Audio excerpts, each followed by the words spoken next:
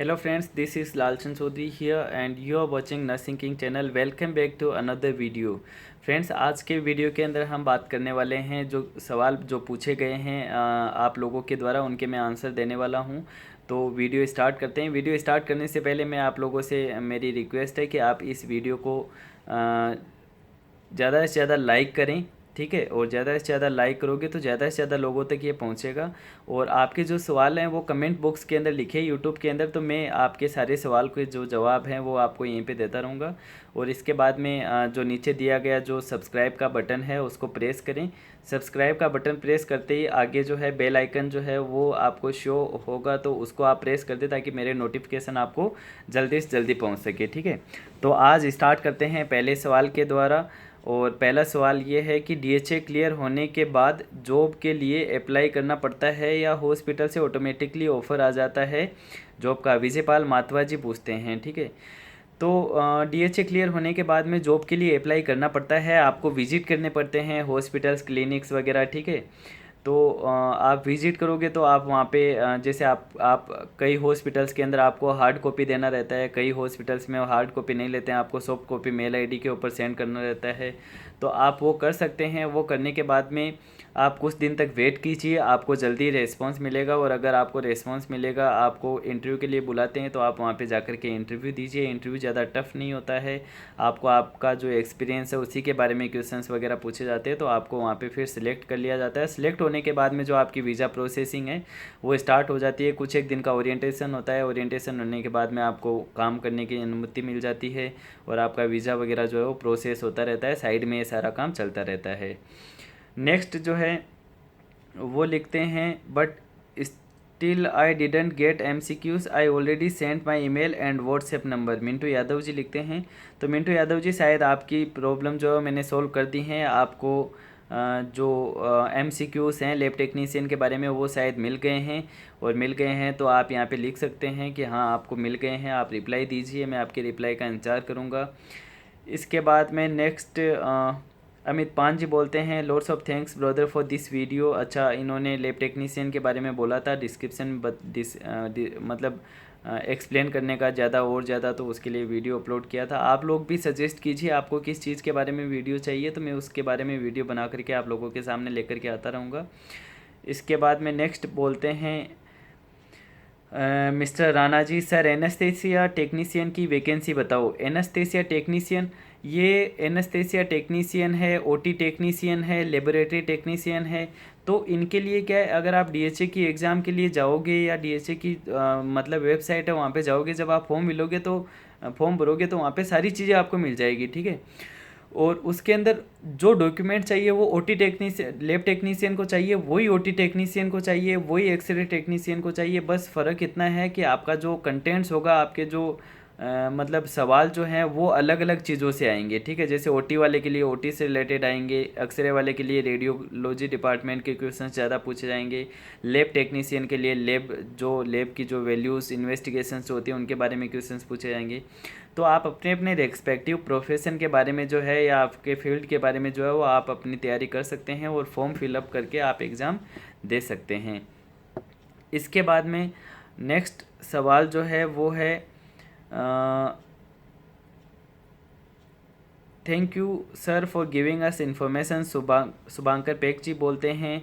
आत्म प्रकाश दिगल जी बोलते हैं, friends brother thank you for the information. Atma Prakash Digal ji पूछते हैं, मेरा qualification GNM with 4 year experience का सैलरी कितना है? तो आपका एक्सपीरियंस चाहे वहाँ पे कितना ही हो वो मैटर नहीं करता है। आप यहाँ पे आने के बाद में अगर 4 ईयर एक्सपीरियंस करते हो तो आपकी सैलरी बहुत अच्छी हो सकती है। और स्टार्टिंग सैलरी जो मैंने यहाँ पे बताई, आप वहाँ पे 5 साल एक्सपीरियंस करके आओगे तो भी आप जो है यहाँ पे फ्रेशर के रूप में काउंट होगे, और आपकी सैलरी जो है वो 4000 से 5000 के बीच में जो है वो सैलरी आपकी यहाँ पे रहेगी अगर आप GNM हैं तो। इसके बाद में नेक्स्ट जो है वो हम लेते हैं सवाल, इसमें DMLT करके भी दुबई आ सकते हैं क्या? रंजीत बिच्छर जी पूछते हैं। तो हाँ, आप DMLT करके भी दुबई आ सकते हैं और यहाँ पे जॉब आपको मिल जाएगा आसानी से। DMLT वालों के लिए भी DHA पास करना ज़रूरी है क्या? रंजीत बिच्छर जी पूछते हैं। DMLT वालों के लिए भी आपको एग्ज़ाम पास करना ज़रूरी है। मैंने जैसा कि आपको बताया कि जो मेडिकल फील्ड से जो लोग हैं उन सबको डीएससी की एग्ज़ाम क्लियर करना ज़रूरी है, तभी आप यहाँ पे जो है मेडिकल लाइन के अंदर जॉब कर सकते हो। नेक्स्ट क्वेश्चन है प्रज्वल में से, ये पूछते हैं लाल सर ऑस्ट्रेलिया में नर्सिंग की जॉब का फुल प्रोसीजर बताइए प्लीज़। लाइक आपने दुबई का बताया था प्लीज़ सर। तो मैसेज ही मैं आपके सवाल का जवाब दूंगा। मैं पूरा प्रोसीजर जो है वो मैं बताऊंगा, इसके बारे में वीडियो बनाऊंगा कि ऑस्ट्रेलिया में कैसे जॉब मिलेगा। ऑस्ट्रेलिया में जॉब मिलने के लिए सबसे पहली चीज़ आपको यही है कि आपको ओईटी या फिर आपको आइलेट्स की एग्ज़ाम लिखनी होगी। उसके बाद में मैंने एक वेबसाइट डाली भी है वीडियो के अंदर, आप वीडियो चेक कीजिए, आपको मिल जाएगी। आप अच्छे से सुनिए, उसके अंदर वेबसाइट है, डिस्क्रिप्शन में भी दिया हुआ है। उस वेबसाइट के ऊपर आप ओपन करके वहाँ पे आप IELTS या फिर ओईटी का जो आपका जो रिज़ल्ट है वो अपलोड कर सकते हैं और आपके डॉक्यूमेंट्स जो है वो अपलोड कर सकते हैं। तो आपको अगर कोई भी कंपनी या कोई भी हॉस्पिटल जो है वो अगर उनको चाहिए होगा तो आपको हायर कर सकते हैं। इसके अलावा भी और भी तरीके हैं, मैं आपको सारी चीज़ें बता दूंगा, जॉब साइट्स वगैरह क्या है ऑस्ट्रेलिया के लिए। तो इसके लिए मैं वीडियो बना करके आप लोगों के सामने लेकर के आऊँगा। इसके बाद में नेक्स्ट जो है वो बोलते हैं Rocky Pandit ji, great sir, one question sir, एक साथ एमओएस हार्ट डीएचए सबके लिए अप्लाई कर सकते हैं क्या please sir, make a video on it.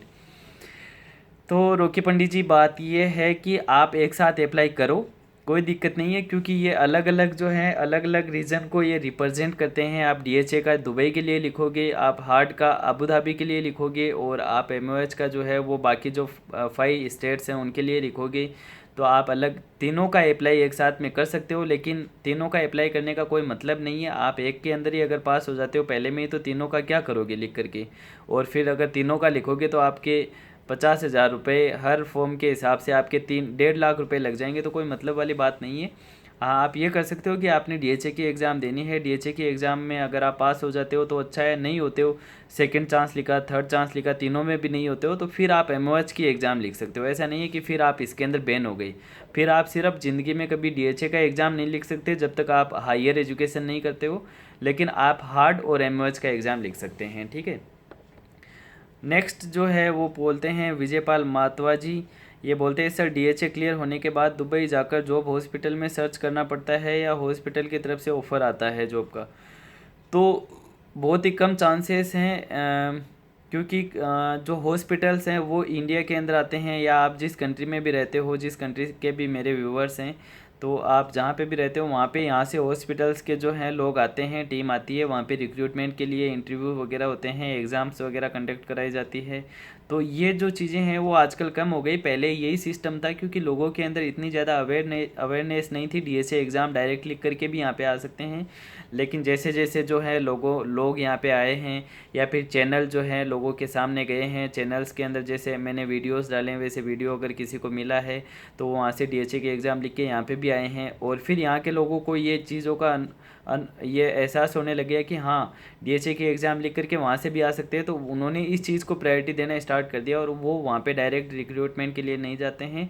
आपको एग्ज़ाम क्लियर करने के बाद में यहीं पे आना होता है, यहाँ पे आकर के ही आप जॉब सर्च कर सकते हो, ठीक है।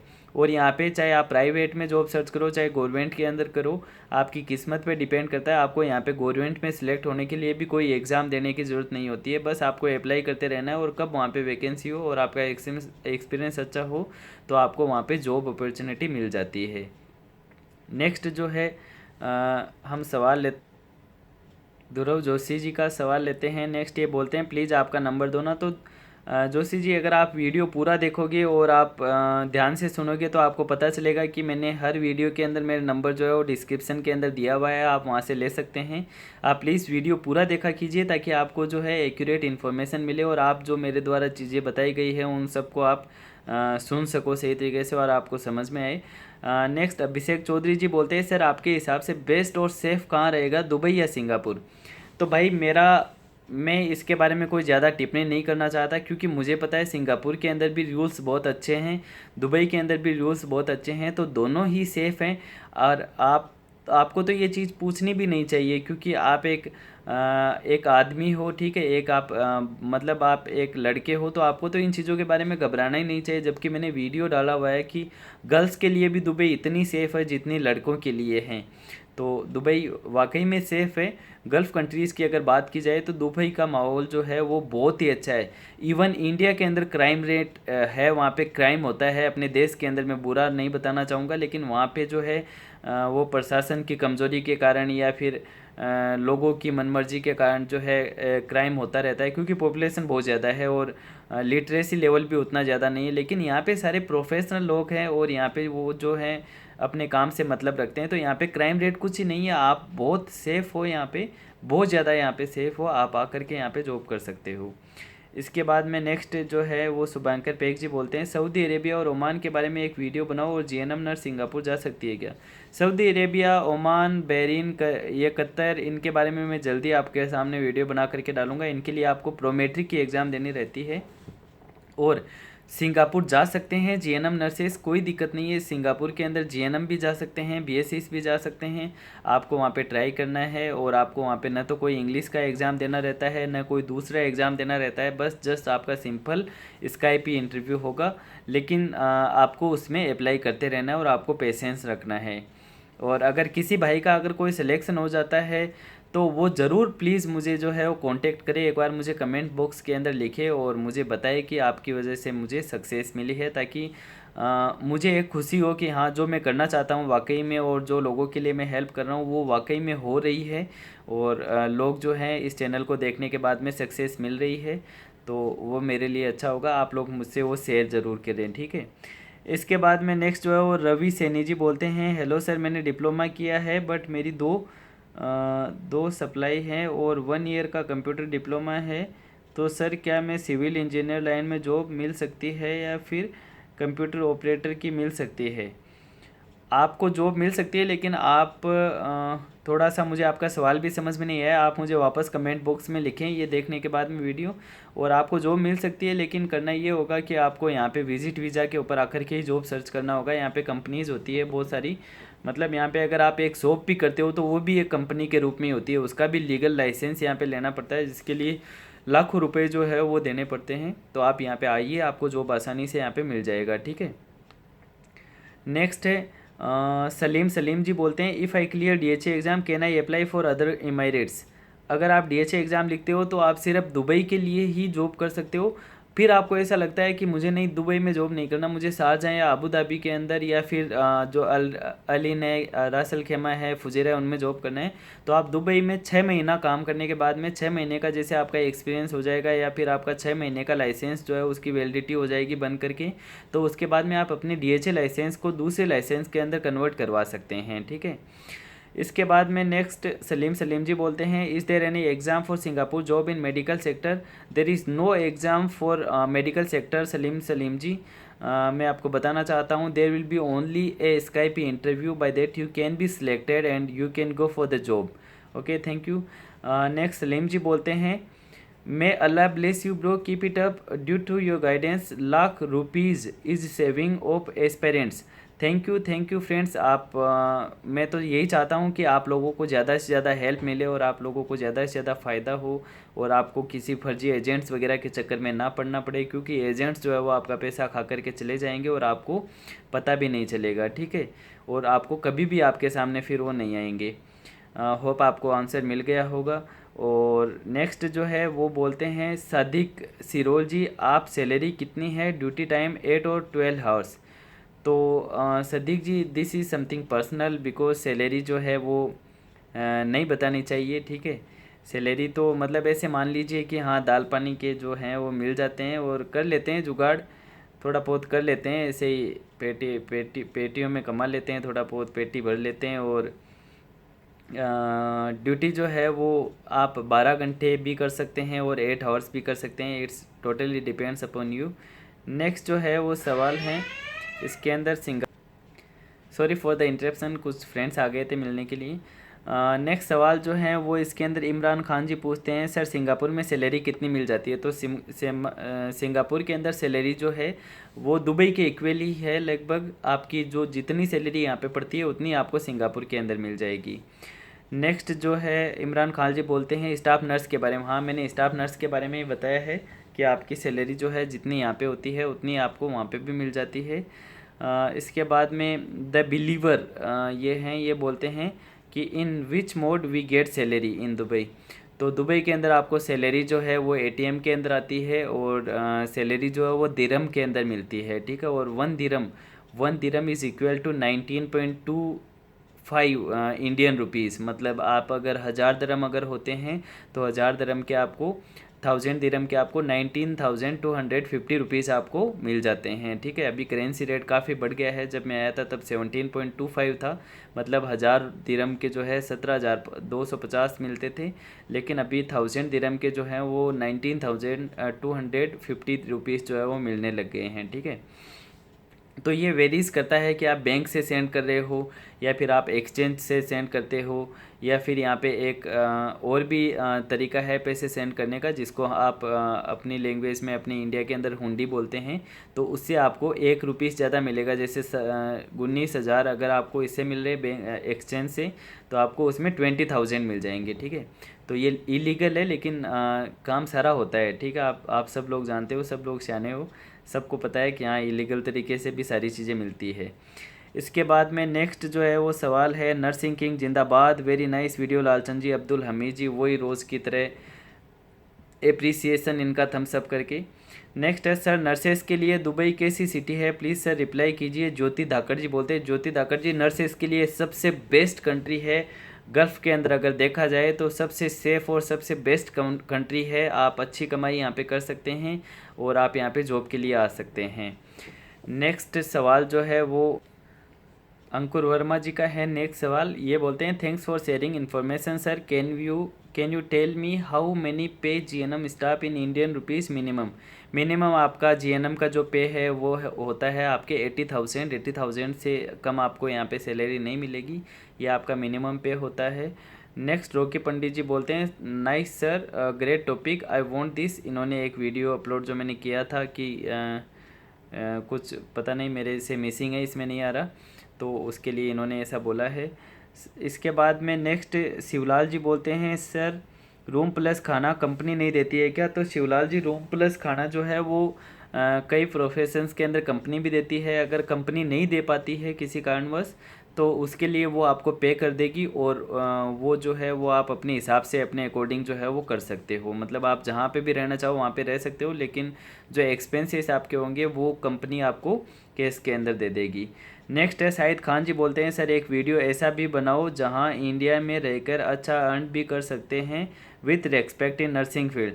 तो शाहिद खान जी मैं आपको बताना चाहता हूं कि अभी इंडिया के अंदर केरला के अंदर जैसे सब लोगों ने स्ट्राइक करके जो बेसिक सैलरी होती है वो 20,000 से ऊपर करवा ली है नर्सेस की, वैसा ही मतलब हर स्टेट के अंदर अगर ऐसा होगा तो आप लोग वहाँ पे भी अच्छा कमा सकते हो। लेकिन आपको करना ये है कि आप नर्सेस को यूनिटी बना करके रखना है, क्योंकि मैंने देखा है कि हर स्टेट के अंदर यही कंडीशंस है। एक स्ट्राइक, अगर जनरल स्ट्राइक की भी अगर आप बात करते हैं तो उसके अंदर जो कई लोग हैं अपने ही फील्ड के अंदर तो वो यूनिटी नहीं रखते हैं और वो जॉब के लिए चले जाते हैं। स्ट्राइक कंप्लीट नहीं हो पाती है, प्रशासन जो है वो आप लोगों को भगा देता है या आपकी मांगें नहीं रखी जाती है, पूरी नहीं होती है। आपको जैसे राजस्थान में अभी डॉक्टर्स ने हड़ताल करी थी, स्ट्राइक करी थी, वैसे ही अगर नर्सेस अगर यूनियन बना ले और नर्सेस जो हैं वो स्ट्राइक करेगी तो आपको काफ़ी फ़ायदा होगा। अभी भरत बेनीवाल हैं तो वो काफ़ी मेहनत कर रहे हैं कि नर्सेस को एकजुट करें। राजस्थान की मैं बात कर रहा हूँ जैसे, वैसे ही अगर हर स्टेट के अंदर जो है ऐसी अगर चिंगारी अगर जगेगी तो आप लोगों के लिए बहुत ही अच्छा होगा। और इसके अलावा और भी बहुत सारे जैसे बड़े बड़े हॉस्पिटल्स हैं, प्राइवेट हॉस्पिटल्स, वो भी अच्छी सैलरी देते हैं। आप मेदांता द मेडिसिटी गुड़गांव है, या पारस हॉस्पिटल है, या स्टर्लिंग हॉस्पिटल है, फोर्टिज हॉस्पिटल, इनके अंदर अगर आप 2-3 साल अगर कंटिन्यूसली काम करोगे तो वहाँ पे भी आपको अच्छी सैलरी इंडिया के अंदर मिल सकती है। लेकिन ये है कि अगर आप इंडिया में ही रह करके कमाओगे तो आप जैसे 30,000 भी कमाओगे तो उसमें से 20,000 रुपये आपके खर्चा हो जाएगा। मतलब आप जितनी ज़्यादा कमाने लग जाओगे उतनी ही ज़्यादा आपके खर्चे बढ़ते जाएंगे, ठीक है। तो अगर आपको पैसे सेव करने हैं तो मेरा सबसे अच्छा सजेशन आपका यही होगा कि आप कंट्री छोड़ करके यहाँ पे आइए, आप यहाँ पे 2-4-5 साल जॉब कीजिए, क्योंकि आप वहाँ पे 20 साल जॉब कर लोगे और यहाँ पे 5 साल जॉब कर लोगे, बराबर पैसे जो है वो आप कमा लोगे। लेकिन यहाँ वाला पैसा आपके जुड़ जाएगा और वहाँ वाला पैसा जो है वो आपके हर साल खर्च होता रहेगा, ठीक है। तो ये शाहिद खान जी आपके लिए था और सभी लोगों के लिए था कि आप वहाँ पे भी पैसे कमा सकते हैं, लेकिन आपको ज़्यादा कमाना है तो आप यहाँ पे आ सकते हैं। इसके अलावा नेक्स्ट है खारी जी इनका ये बोलते हैं, सर अगर डीएचए का 3 बार में भी एग्ज़ाम क्लियर ना हो तो अदर कंट्रीज़ का एग्ज़ाम। हाँ, बहुत अच्छा सवाल। अगर डीएचए 3 बार में अगर कंप्लीट नहीं होता है तो आप फिर इसके बाद में शारजा के लिए लिख सकते हो एमओएच, या फिर आप अबू धाबी के लिए हार्ड लिख सकते हो, तो वो आप इसके बाद में लिख सकते हो। नेक्स्ट प्रज्वल मैसेज जी बोलते हैं, सर ये बताइए कि वहाँ रजिस्टर्ड नर्स की सैलरी कितनी है दिरहम में, प्लीज़ सर रिप्लाई देना। तो मैसेज जी यहाँ पे रजिस्टर्ड नर्स की सैलरी है मतलब रजिस्टर्ड नर्स मतलब बीएससी के लिए आप पूछ रहे हैं, तो बीएससी की सैलरी यहाँ पे लगभग है 5000 दिरहम बेसिक, सॉरी बेसिक नहीं, कम से कम सैलरी ये है। और अगर ये डिपेंड भी करता है कि आप क्लिनिक में ज्वाइन कर रहे हो तो आपकी सैलरी इतनी 4000 या 5000 के लगभग होती है। आप अगर बढ़िया हॉस्पिटल ज्वाइन कर रहे हो तो वहाँ पे सैलरी आपकी जो है 7000 तक भी होती है। आप अगर गवर्नमेंट में सिलेक्ट होते हो यहाँ पे तो आपकी सैलरी 10-12 हज़ार दिरहम भी होती है। फिर आपका जैसे जैसे एक्सपीरियंस होता जाएगा यहाँ पे वैसे वैसे आपकी सैलरी बढ़ती जाएगी, ठीक है। नेक्स्ट है सर डीएचए का सिलेबस बता दो क्या कुछ होता है, दीप सिन्हा जी बोलते हैं। तो सिलेबस के बारे में मैंने ऑलरेडी जो आपको है बताया हुआ है कि सिलेबस नर्सिंग से अगर आप हो तो आपको एनक्लेक्स पढ़नी पड़ेगी। आप लैब टेक्नीशियन हैं तो लैब टेक्नीशियन के वीडियो के नीचे कमेंट बॉक्स में आप अपनी ईमेल आईडी और कॉन्टैक्ट नंबर डाल दें, वहाँ पे आपको जो है ऑटोमेटिक सेंड कर दिए जाएंगे एमसीक्यूज़ और सिलेबस जो होगा। फार्मासिस्ट के लिए जो है वीडियो बनाया हुआ है, उसके अंदर आप देख सकते हैं कि एक वेबसाइट बताई हुई है और इसके अलावा एक बुक का नाम भी बताया हुआ है, वो आप रेफ़र कर सकते हैं। और बाकी डॉक्टर्स वगैरह के लिए उनका एक्सपीरियंस जो होता है उसी से रिलेटेड क्वेश्चंस पुटअप किए जाते हैं, तो आप वहाँ पे देख सकते हैं। इसके अलावा कुछ और क्वेश्चंस खास हैं नहीं, बस सब लोगों ने कॉन्ग्रेचुलेसन्स थैंक्स बोल रखा है। एक और सवाल है इसके अंदर, हिमांशु जी बोलते हैं, सर अगर कोई पर्सन स्मोकिंग या ड्रिंकिंग करता है और वो वर्किंग के लिए वहाँ जाता है तो क्या प्रॉब्लम हो सकती है मेडिकल टेस्ट में। तो भाई मैं बताना चाहता हूँ कि अगर आप स्मोकिंग या ड्रिंकिंग करते हैं और आपका लीवर डैमेज है तो लीवर जो है डैमेज है तो आपको प्रॉब्लम हो सकती है, या फिर आप स्मोकिंग बहुत ज़्यादा कर रहे हैं तो आपके लंग्स के अंदर स्कार जो है वो बन सकते हैं और वो आपके एक्सरे में आ जाएंगे, क्योंकि यहाँ पे मशीन्स जो मैंने है वो बताया है बहुत ही ज़्यादा सेंसिटिव है। अगर छोटी सी भी अगर कुछ प्रॉब्लम है आप में तो वो डायरेक्टली उसको स्कैन कर लेगी और डायरेक्ट उसको पकड़ लेगी। तो आप अगर बहुत ज़्यादा स्मोकिंग करे हुए हो या बहुत ज़्यादा ड्रिंकिंग और आप में उससे कुछ नुकसान हुआ है, आपके ऑर्गन्स डैमेज हुए हैं, तो आपको प्रॉब्लम हो सकती है मेडिकल टेस्ट में। तो बेहतर यही होगा कि आप यहाँ का सोच रहे हैं तो उससे पहले आप अपना एक एक्सरे करवा लें जिसके अंदर आपके लंग्स के अंदर स्कार ना आए, आपका लीवर जो है वो इनलार्ज नहीं आए। तो ये चीज़ें आप चेक करवा लें, फिर अगर उनमें नहीं आती है तो फिर आप यहाँ के लिए आ सकते हैं। इसके बाद में नेक्स्ट जो है अनुमिथु ठाकुर जी, शशि प्रकाश जी, नरपाल यादव जी, ये थैंक्स बोल रहे हैं और अप्रिशिएट कर रहे हैं मेरे काम को। इसके अलावा नरपाल यादव जी हैं, नरपाल यादव जी उन्होंने काफ़ी सारे मैसेज किए हैं। इसमें नरपाल यादव जी बोलते हैं, भाई डीएचए में किस टाइप के क्वेश्चंस पूछे जाते हैं। तो डीएचए के अंदर जो है वो क्लिनिकल बेसिस क्वेश्चंस जो है वो ज़्यादा पूछे जाते हैं और आपका हॉस्पिटल एक्सपीरियंस अगर अच्छा है तो आप आसानी से डीएचए की एग्ज़ाम जो है वो क्लियर कर सकते हैं। तो फ्रेंड्स आज के वीडियो के अंदर इतना ही था, काफ़ी लंबा हो गया है वीडियो। तो आप वीडियो पूरा देखें, आपको जो भी सवाल आपके हैं उनके आपको इसमें जवाब मिल जाएंगे। और आप कमेंट बॉक्स के अंदर लिखें कि आप क्या जानना चाहते हैं, किस बारे में आप वीडियो बनवाना चाहते हैं, वो चीज़ आप लोगों के सामने लेकर के आऊँगा। और आज के वीडियो में इतना ही, मिलते हैं नेक्स्ट वीडियो के अंदर। थैंक